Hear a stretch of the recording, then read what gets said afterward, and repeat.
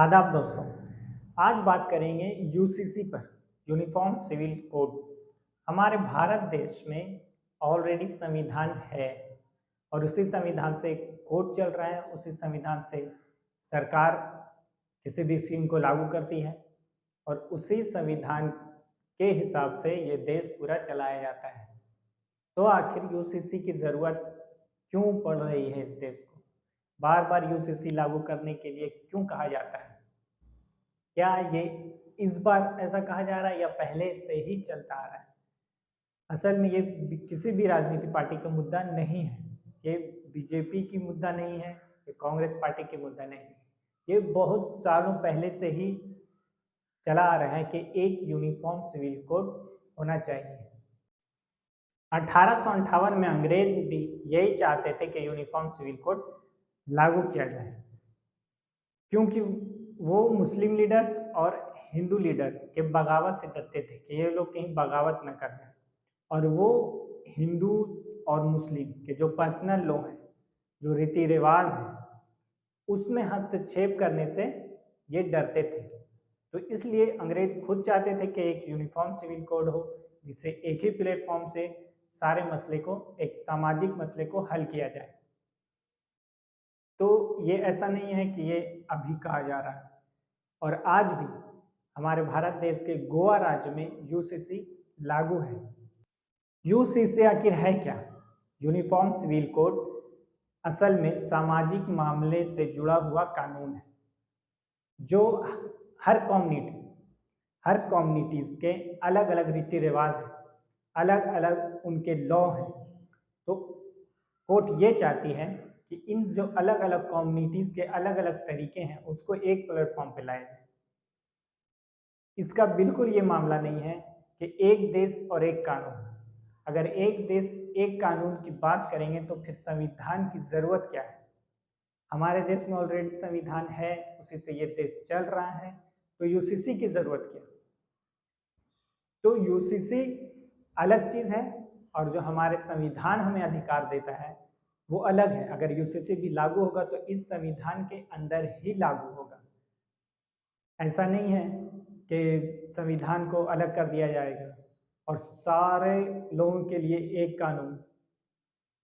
Criminalize law है वो अलग है, और जो पर्सनल लॉ होता है एक कम्युनिटी का या एक पर्सन का जो पर्सनल अधिकार होता है वो अलग होता है। तो यूसीसी कोड क्रिमिनलाइज लॉ को छोड़ करके और भी जो सामाजिक मामले हैं, शादी करने का, शादी के बाद छोड़ने का, प्रॉपर्टी डीलिंग, विरासत तकसीम कैसे किया जाए, या बच्चे को एडॉप्ट जब करते हैं तो उसका तरीका, आदिवासियों का अलग मामला है। तो उन सारे प्लेटफॉर्म को एक कोड बनाया जाए, इसलिए कोर्ट चाह रही है कि यूनिफॉर्म सिविल कोड लाया जाए। आज़ादी के बाद हिंदू कोड लागू किया गया और मुस्लिम के लिए शरीयत। असल में संविधान में भी यूसीसी लागू करने का उल्लेख मिलता है। अनुच्छेद 44 भाग 4 में इसका नीति निर्देश दिया गया है और खुद सर्वोच्च न्यायालय ने कई बार केंद्र सरकार से ये जानने की कोशिश की है कि यूसीसी को लागू किया जाए। तो 2016 में law and ministry of justice ने एक लॉ कमीशन गठित की। वर्ल्ड में कई ऐसे देश हैं जहां यूसीसी लागू है। अमेरिका में, पाकिस्तान में, इंडोनेशिया, तुर्की, आयरलैंड और भी ऐसे कई देश हैं, बांग्लादेश, यहाँ भी यूसीसी लागू है। और हमारे देश में पर्सनल लॉ रिलीजन के बेस पे लागू किया गया है। मुस्लिम के लिए पर्सनल लॉ शरीयत कहलाता है। हिंदू, सिख, जैन, बौद्ध, इसके लिए हिंदू कोड तैयार किया गया है। और ये हमें संविधान ही इजाज़त देता है, संविधान ही हमें आज़ादी देती है कि हम अपने लॉ को फॉलो करें। क्या इससे मुसलमानों को पैनिक होने की ज़रूरत है? तो मुसलमानों को बिल्कुल भी पैनिक होने की ज़रूरत नहीं, बल्कि किसी भी कम्युनिटी को अभी पैनिक होने की ज़रूरत नहीं है, क्योंकि अभी तक इसका ब्लूप्रिंट तैयार नहीं किया गया है। अभी उच्च न्यायालय सिर्फ ये चाहता है कि लोग राय दें, जो लॉ कमीशन बनाया गया है उसके अकॉर्डिंग लोग राय दें कि इसको लागू किया जाए तो कैसे किया जाए कि नहीं किया जाए, इसके नुकसानात क्या हैं, इसके फ़वाइद क्या हैं। ये अभी सिर्फ लोगों के बीच में चर्चा का विषय बना है, लेकिन उसकी ब्लूप्रिंट तैयार नहीं की गई। अगर यूसीसी लागू किया जाएगा तो HUF जो हिंदू अनडिवाइडेड फैमिली एक लॉ है, उस पर बहुत बड़ा असर पड़ेगा। असल में HUF है क्या? तो HUF एक फंड है। जैसे एक परिवार के कई सदस्य कमाने वाले हैं और अगर वो अलग अलग फंड में पैसे जमा करते हैं तो सबको इंडिविजुअल ही टैक्स पे करना होगा। पर अगर उस परिवार ने HUF खाता खुलाया है, उसके लिए एक ही फंड की जरूरत पड़ी, सारे परिवार के लोग उसी फंड में पैसा डालेंगे और उसी एक फंड से ही टैक्स कटेगा। तो ये बेनिफिट तो हिंदुओं के लिए खत्म हो जाएगा अगर यूसीसी लागू किया जाएगा तो, क्योंकि ये भी व्यक्ति के पर्सनल ही अधिकार है। तो अगर या तो ये अधिकार सबको मिलेगा या तो फिर हटा दिया जाएगा। तो ऐसा नहीं है कि सिर्फ मुसलमानों में पैनिक फैला दिया जाता है कि ये मुसलमानों के लिए नुकसान है। असल में ये बहुत सारे कम्युनिटीज़ को नुकसान करेगा। छत्तीसगढ़ के सीएम बाघेल जी ने ये कहा है कि आदिवासी एक रूढ़िवादी सोच रखकर अपने ही परंपरा के हिसाब से चलते हैं, तो उनके रीति रिवाजों का क्या होगा? और पीटीआई न्यूज़ के अकॉर्डिंग अगर देखा जाए तो झारखंड में 30 ऐसे आदिवासी संगठन ने मिलकर ये तय किया है कि वो लॉ कमीशन को जाकर के ये कहेंगे कि इस यूसीसी को लागू ना किया जाए। असल में दो ऐसे कानून हैं आदिवासियों के लिए जिनसे वो अपनी भूमि को सुरक्षित रखते हैं। एक है नागपुर टेनेंसी एक्ट और दूसरा है संथाल परगना एक्ट। इन दोनों एक्ट के हिसाब से वो अपनी भूमि की सुरक्षा करते हैं, सुरक्षित रखते हैं अपनी भूमि को। तो उनको डर है कि अगर यूसीसी लागू हुआ तो उनसे ये दोनों एक्ट छीन लिया जाएगा। अब द हिंदू की रिपोर्ट के अनुसार अगर देखें तो मेघालय में एक बहुत बड़ा बिल पास किया गया। आपस में आदिवासियों लोग ने, वहाँ के जो निवासी हैं उन लोगों ने मिलकर एक बिल पास किया है कि ये हमारे रिलीजन के फ्रीडम को चोट पहुंचाएगा, तो हम इसको लागू ना करने के विरोध में प्रदर्शन भी कर सकते हैं।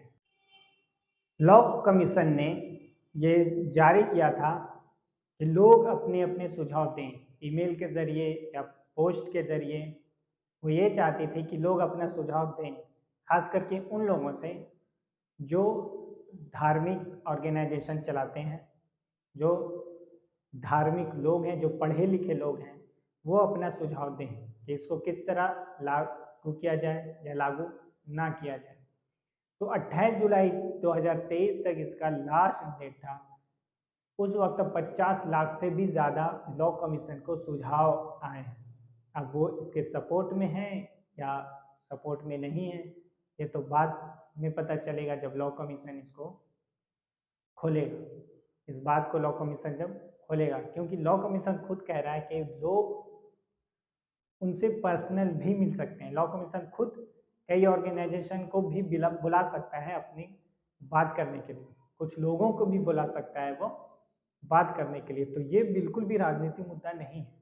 अब बीजेपी इसको अपने घोषणा पत्र में ज़रूर से रखती है, क्योंकि लोग ये समझते हैं कि ये मुसलमानों को चोट पहुंचाएगा, इसलिए एक तबका को परेशान करके वो राजनीतिक फायदा लेना चाहते हैं। तो ये बिल्कुल भी राजनीतिक मुद्दा नहीं है। ये न्यायालय के तरफ से ऑर्डर होता है केंद्र सरकार को कि इसके प्रति आप कार्य करिए। लॉ कमीशन के लिए ये बहुत बड़ा चैलेंज है कि वो हमारे देश में यूसीसी को किस तरह लागू करें, क्योंकि हमारे देश में थोड़े थोड़े दूरी पर कम्युनिटीज़ के रहन सहन, बोलचाल, पहनावा चेंज हो जाता है, खान पीन चेंज हो जाता है। अगर बंगाली हिंदू किसी अलग तरीके से शादी कर रहा है तो वही हिंदू साउथ में किसी अलग तरीके से शादी करता है। नॉर्थ में कोई रिवाज है तो वो रिवाज आपको साउथ में नहीं मिलेगा, कुछ साउथ में जो चल रहा है तो वो आपको ईस्ट में नहीं मिलेगा। तो लॉ कमीशन को ये बहुत बड़ा चैलेंज है, क्योंकि ये देश विविधताओं का देश है। अब सारे कम्युनिटीज़ को लेके भी चलना है, तो ये आगे देखना होगा कि लॉ कमीशन इस पर कैसे काम करती है। 21st लॉ कमीशन के जो न्यायाधीश थे BS चौहान, उन्होंने 31 अगस्त 2018 को एक एडवाइजरी जारी किया था। उनका कहना था कि इस कानून से ज़्यादा हमें उस कानून पे ध्यान देना है कि जो इस देश के लोगों को समानता का अधिकार दे।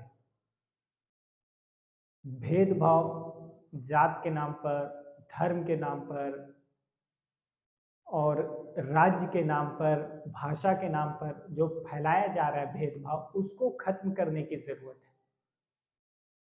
तो ये 21st लॉ कमीशन के न्यायाधीश BS चौहान का एडवाइजरी है।